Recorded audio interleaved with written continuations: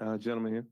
Ken Spencer, WHAS 11. Kenny, with the season now over, have you been told anything about your future as head coach with the program? No, I have not. Nicole. CL Brown, Louisville Courier-Journal. Kenny, in what ways do you feel like the program moved forward this season? Great question. One reason is this guy sitting over here to my left. When I walked in here, I didn't have guys like him. A guy that's super, super talented, a guy that works his heart out, a guy with this kind of character. In order to build a program, it starts with character. You got to have young men that are willing to work, willing to grind, willing to learn, that don't have all the answers. He came in here and he worked hard every single day. And at times it became a little too much at times because he worked really, really hard. But he never gave up. He never shied away from it. He never pointed the finger. He just came in and worked every day, which is evident by the way he played today. He shot the ball as well as I've seen him shoot it all year. And that's a testament to him because the way he finishes, the way he got to live his life, that kind of game. Yes, sir. More questions? Gentleman here. Hey, Kenny, Tyler Griever from WDRB. When you factor in the results, the attendance, all of these things, how do you make a case to be brought back for a year three? For me, I go back to day one. And it's unfortunate that we're talking about this right now. When I walked into the program as the new head coach, I talked about I needed everybody on the same page. We sort of forgot that.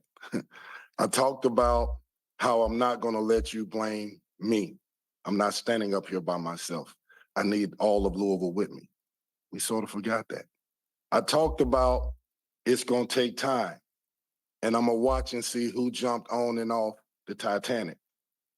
We sort of forgot that. I gave a specific time.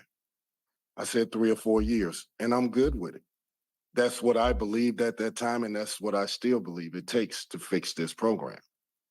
And like I said, with guys like this, you have a foundation. Brandon Hatfield, Mike James, JJ Traynor, the young guys that we have a foundation. Whether I'm the coach or not, I can look in the mirror and say I gave it everything I had to help this program. I love Louisville. I played here. I won a national championship here. This is not a job for me. Contrary to those who criticize, I don't sleep at night thinking about my brothers, the former players that played here, who had no access to the program. Should not be talking about this right now, but I have to say this. These young men, to play in a program where there's so much scrutiny, is unfair to them. They deserve to play in a program where people are uplifting them to be better, not fighting and tearing them down to make them question how good they are. Then you make my job impossible. That's enough about that for me. I mean, you should be talking to this young man about the game he just played. Was that your career high? Yes, sir. Come on, guys.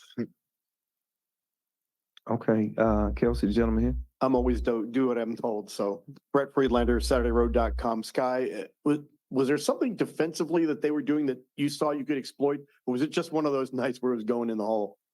Yeah, it was just one of those nights. NC State, they're a great defensive team. They pick you up full court. They just try to tire you out. But yeah, my teammates were finding me, and yeah, it was just one of those nights. Nicole. Yes, sir. Kenny, I got one more. In terms of Kevin got up and talked about the starting lineup kind of throwing NC State on its heels a bit. What went into putting Tyler in there and taking Glenn out? And how come we didn't see more of that lineup as a starting unit during the season? I think they started 3 other times. So for me, when I looked at the way we play, when we were getting hurt during the season, CL, we were getting hurt on the boards. And so it's unfair to have Mike James at 6'4", 6'5", playing the 4 all the time, having to fight bigger bodies. So this game, most likely I knew they would start 4 perimeter players, but they did not play Horn. So he ended up keeping the other kid in. And I stuck with what I believed is our best chance to get out there and create havoc on the floor with the spacing of the floor, attacking them. And we did a great job to start the game of getting the ball in the lane and just moving the ball and sharing it. And Tyler was really good at it. But at the end of the day, Caleb Glenn gives us better rebounding at times. And I have to make that judgment. And that's the reason why I didn't live with this smaller group. Okay, ladies and gentlemen, we have time for one more question, if you will. Any other questions? That's it? Okay, well, thank you so much, Coach. You're Thank welcome. you so much, sir.